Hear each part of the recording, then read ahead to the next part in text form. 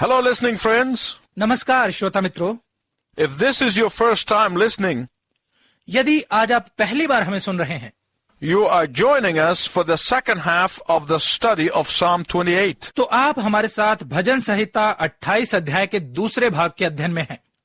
And in the last message, I told you the circumstances in which David wrote this psalm. और पिछले संदेश में मैंने आपको उन परिस्थितियों के विषय में बताया था जिनमें दाऊद ने इस भजन को लिखा। In this psalm, we see David's cry out to the Lord. इस भजन में हम प्रभु के सामने दाऊद की दोहाई को देखते हैं। And he cries to him during a time in which he needed God's mercy. और वो परमेश्वर के सामने ऐसे समय में दोहाई दे रहा है जब उसे दया की आवश्यकता थी। In the last message, we saw that David prayed with confidence. पिछले संदेश में हमने देखा कि दाऊद ने आत्मविश्वास के साथ प्रार्थना की। And we could see this in verses 1 and 2 of Psalm 28. और हम इसे भजन संहिता 28 अध्याय के 1 और 2 पद में देख सकते हैं। Today we will see David also reasoned with God. आज हम देखेंगे कि दाऊद ने परमेश्वर के साथ वाद विवाद भी किया। Verses 3 to 5 give us a picture of David's line of reasoning. 3 से 5 पद हमारे सामने दाऊद के वाद विवाद के विषय की तस्वीर पेश करते हैं। Listen to what he said. सुनिए वो क्या कहता है। Do not drag me away with the wicked, with those who do evil. दुष्ट और अनर्थकारियों के संग मुझे न घसीट। Those who speak coldly with their neighbors, but harbor malice in their hearts. जो अपने पड़ोसियों से बातें तो मेल की बोलते हैं परंतु हृदय में बुराई रखते हैं। Repay them for their deeds and for their evil work. उनके कामों और उनकी करनी के बर्ताव के अनुसार उन्हें बदला दे। And bring back upon them what they deserve. और उनके कामों का पलटा उन्हें दे। Since they show no regard for the works of the Lord and what his hands have done. वो यहोवा के कामों पर और उसके हाथों के कार्यों पर ध्यान नहीं करते। He will tear them down and never build them up again. इसलिए वो उन्हें पछाड़ेगा और फिर कभी न उठाएगा। So that is David's line of reasoning. Let's look at it. तो ये है दाऊद के वाद विवाद की रूपरेखा। आइए इस पर गौर करते हैं। David's plea is from his very heart. Dawood की याचना उसके हृदय की याचना है। He asks God for mercy and justice. वो परमेश्वर से दया और न्याय की मांग कर रहा है। He asks God to repay the wicked. वो परमेश्वर से दुष्ट को बदला देने के लिए कह रहा है। But the world tells us not to judge anybody or anything. परंतु संसार हमसे कहता है कि हमें किसी का न्याय नहीं करना चाहिए। The ungodly twist the words of Jesus about not judging others. अधर्मी लोग दूसरों का न्याय न करने के बारे में यीशु की शिक्षा को तोड़ मरोड़ कर पेश करते हैं। And they justify and rationalize sin and rebellion. और वो पाप और बलवे को तर्कपूर्ण और उचित ठहराते हैं। They say, we are not supposed to judge anyone. वो कहते हैं हमें किसी का न्याय नहीं करना चाहिए। Even though we see evil and wickedness all around us. यद्यपि हम अपने चारों ओर बुराई और दुष्टता को देखते हैं। And they say, who are we to call evil evil? और वो कहते हैं हम बुराई को बुराई कहने वाले कौन हैं? And Satan loves it when we are confused by the false values of the world. और जब हम संसार के झूठे मापदंडों में उलझ जाते हैं तो शैतान को बहुत अच्छा लगता है। David had already approached God not based on his self-righteousness. Dawood पहले ही परमेश्वर के सामने पहुंच चुका था अपनी आत्म धार्मिकता के आधार पर नहीं, but based on God's mercy. परंतु परमेश्वर की दया के आधार पर। David already approached God in confession of his own sinfulness. Dawood पहले ही अपने पापों का अंगीकार करते हुए परमेश्वर के पास आ गया था। But he does more than that. परंतु वो कुछ और भी करता है।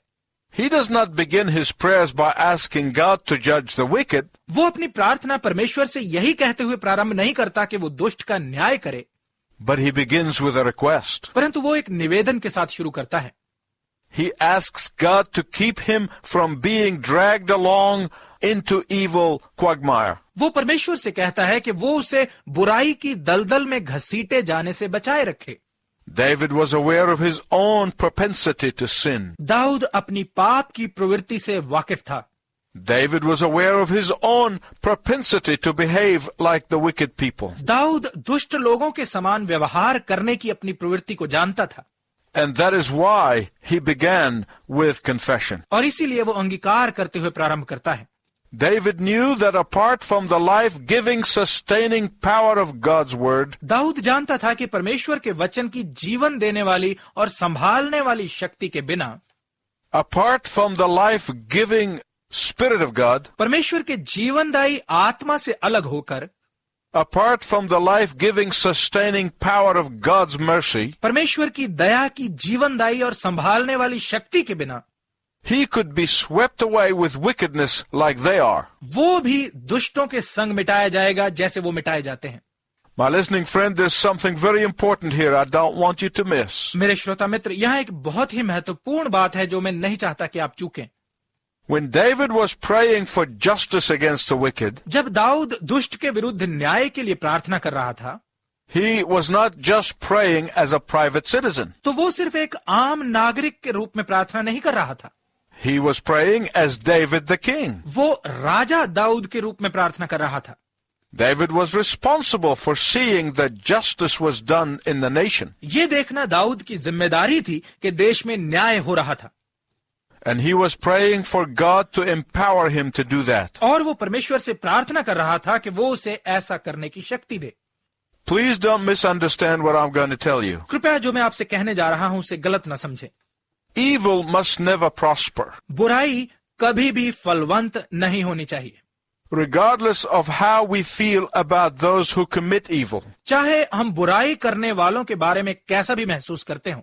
We must pray that evil plans be frustrated. हमें ये प्रार्थना करनी ही चाहिए कि बुरी युक्तियां असफल हो जाएं। If you don't feel that evil should be frustrated and judged, then you don't care for the victims of evil. यदि आपको ऐसा महसूस नहीं होता कि बुराई असफल होनी चाहिए और इसका न्याय होना चाहिए, तो आपको बुराई के पीड़ितों की कोई परवाह नहीं है। And we must pray for God's justice. और हमें परमेश्वर के न्याय के लिए प्रार्थना करना आवश्यक है। Let me summarize David's prayer one more time. मैं एक बार फिर से दाऊद की प्रार्थना को संक्षिप्त में दोहराता हूं। In the last message, we saw David's confident request. पिछले संदेश में हमने दाऊद के आत्मविश्वास से परिपूर्ण निवेदन को देखा था। Today, we will see David's calm reasoning आज हम दाऊद के शांत वाद विवाद को देखेंगे and David's cause for rejoicing. और दाऊद के आनंदित होने के कारण को देखेंगे। Look at verses 3 to 5 of Psalm 28. भजन संहिता 28 अध्याय के 3 से 5 पदों को देखिए। My listening friend, let me tell you that whenever we get into trouble, मेरे श्रोता मित्र, मैं आपको बताना चाहता हूं कि जब भी हम समस्या में फंसते हैं, whether it is of our own doing or not, चाहे ये हमारी अपनी करनी का फल हो या नहीं, we must cry out to God. हमें प्रभु को पुकारना चाहिए And we ask others to cry to the Lord on our behalf. और दूसरों से भी कहना चाहिए कि वो हमारे लिए प्रभु से प्रार्थना करें। And the Lord in His own time answers our petition. और प्रभु अपने समय में हमारी याचनाओं का उत्तर देता है। When God answers, you become excited. जब प्रभु उत्तर देता है तो आप उल्लास से भर जाते हैं, You'll be thrilled. आप रोमांचित हो जाते हैं And you say, thank you, Lord. और आप कहते हैं प्रभु तेरा धन्यवाद हो। But a day or two later, परंतु फिर 1 या 2 दिन बाद and you still remember God's answer to your prayer. आपको अभी भी परमेश्वर के द्वारा आपकी प्रार्थना का दिया गया उत्तर याद है And you say, thank you, Lord, for answering my prayer. और आप कहते हैं प्रभु मेरी प्रार्थना का उत्तर देने के लिए तेरा धन्यवाद। But then a month or two later, परंतु फिर 1 या 2 महीने के बाद you say, Lord, thank you again for what you did back then. आप कहते हैं प्रभु जो तूने उस समय किया उसके लिए तेरा धन्यवाद हो। Then as time goes on, और फिर जब समय निकलता जाता है and we are facing new challenges और हम नई चुनौतियों का सामना करते हैं and new problems और नई समस्याओं का and new difficulties, और नई कठिनाइयों का, then you remember what God did for you back then. और फिर आप याद करते हैं कि परमेश्वर ने बीते समय में आपके लिए क्या किया था। You say, I'm thankful for what God did back then. और आप कहते हैं मैं धन्यवादी हूं जो परमेश्वर ने उस समय मेरे लिए किया था। But what have you done for me lately? परंतु उसके बाद तूने मेरे लिए क्या किया। This is the spirit of the age. ये है आज के युग की आत्मा। In Luke 17, लूका रचित सुसमाचार 17 अध्याय में Luke tells us that Jesus healed 10 lepers. लूका हमें बताता है कि यीशु ने 10 कोढ़ियों को चंगा किया। Only one Samaritan, उनमें से केवल एक सामरी, a foreigner, एक अजनबी, and he came back to thank Jesus for his healing. और अपनी चंगाई के लिए केवल वही यीशु का धन्यवाद करने के लिए वापस लौटा। The other 9 probably felt that the world owes them something. बाकी 9 कोढ़ियों ने शायद सोचा कि संसार किसी बात में उनका कर्जदार है, And they never came back to say thank you. और उन्होंने कभी वापस आकर नहीं कहा आपका धन्यवाद। But not David. परंतु दाऊद ऐसा नहीं था। David began to praise the Lord before he could see evidence of his prayers being answered. Dawood इस बात के प्रमाण को देखने से पहले ही कि उसकी प्रार्थना का उत्तर दिया जा रहा है, परमेश्वर की स्तुति करने लगा। David began to thank the Lord for answered prayers. Dawood ने उसकी प्रार्थनाओं के उत्तर देने के लिए प्रभु का धन्यवाद करना शुरू किया, Even before he could see his answered prayers. यहां तक कि अपनी प्रार्थनाओं के उत्तर देखने से पहले ही। Some time ago in my own life, कुछ समय पहले मेरे अपने जीवन में I prayed for a very important situation in my life. मैंने अपने जीवन की एक बहुत ही महत्वपूर्ण स्थिति के लिए प्रार्थना की, And I learned something from this psalm. और मैंने इस भजन से कुछ सीखा। So I began to thank the Lord before I saw an answer to my prayer. तो मैंने अपनी प्रार्थना का उत्तर देखने से पहले ही प्रभु का धन्यवाद करना शुरू किया। Every day for 18 months, I thanked the Lord for answering in advance and for the answered prayer. 18 महीनों तक प्रतिदिन मैंने पहले ही उत्तर देने के लिए और प्रार्थनाओं के दिए गए उत्तर के लिए प्रभु का धन्यवाद किया। Oh, but let me tell you something important. परंतु मैं आपको एक बहुत महत्वपूर्ण बात बताना चाहता हूं। Every day of those 18 months, the devil taunted me. 18 महीने तक प्रतिदिन शैतान मुझे ये कहकर चिढ़ाता रहा, How can you thank the Lord when you have no evidence that he will answer your prayers? तू प्रभु का धन्यवाद कैसे कर सकता है जबकि तेरे पास इस बात का कोई प्रमाण नहीं है कि वो तेरी प्रार्थनाओं का उत्तर देगा। But God gave me the faith to thank him before seeing the evidence with my own eyes. परंतु परमेश्वर ने मुझे मेरी आंखों से प्रमाण देखने से पहले ही उसका धन्यवाद करने के लिए विश्वास दिया। Now look at verse 7 of Psalm 28. अब भजन 28 के 7 पद को देखिए। David said, my heart trusted, past tense. Dawood ने कहा मेरे मन ने उस पर भरोसा रखा, ये उसने अतीत में कहा। I am helped in the present tense. मेरी सहायता हुई है, ये वर्तमान काल में कहा गया वाक्य है। I will praise, future tense. मैं स्तुति करूंगा, भविष्य काल का वाक्य।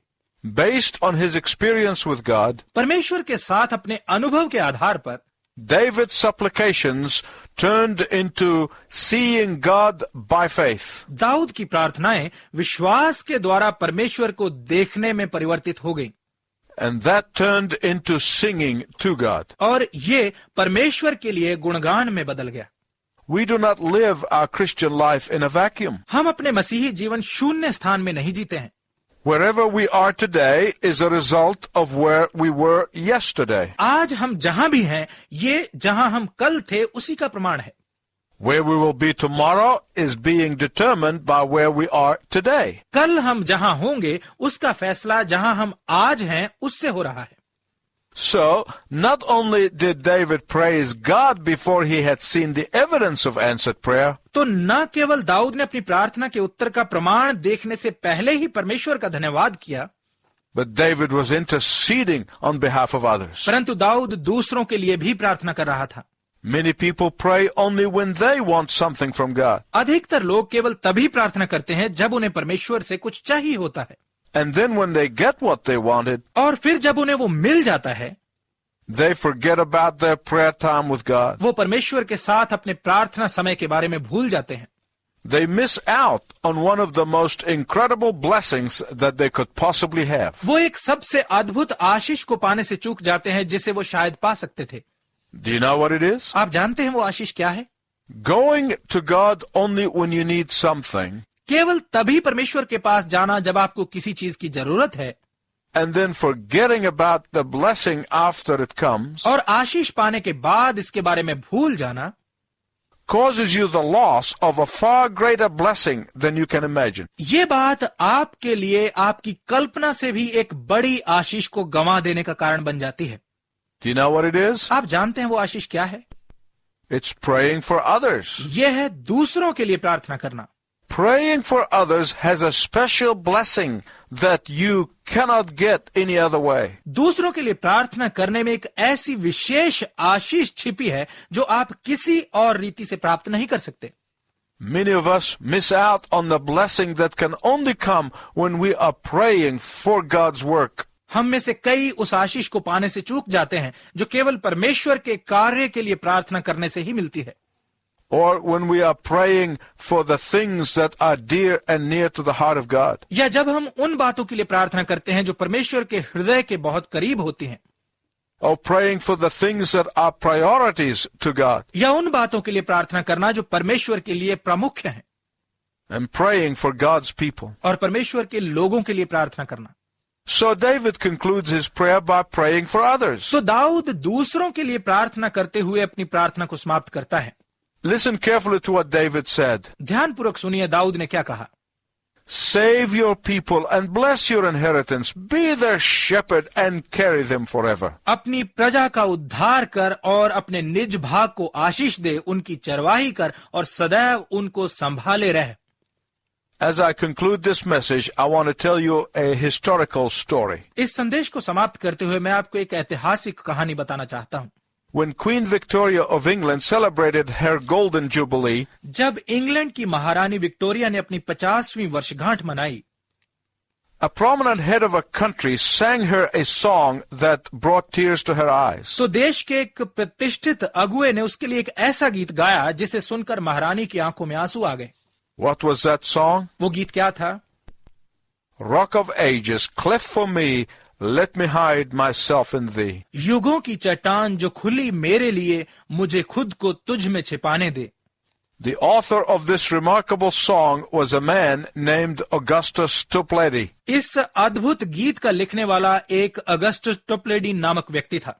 He came to the Lord at the age of 16, उसने 16 वर्ष की आयु में प्रभु को ग्रहण किया and he heard the gospel message in a rural district of Ireland. और उसने आयरलैंड के एक देहाती नगर में सुसमाचार संदेश सुनकर विश्वास किया। The sermon was on Jesus, the rock. संदेश का विषय था यीशु एक चट्टान। Augustus was a very frail man. Augustus शारीरिक रीति से बहुत ही दुर्बल व्यक्ति था। He suffered from tuberculosis. वो तपेदिक की बीमारी से पीड़ित था He did not have a day that was free from pain. और उसके जीवन में एक भी दिन दर्द रहित नहीं था।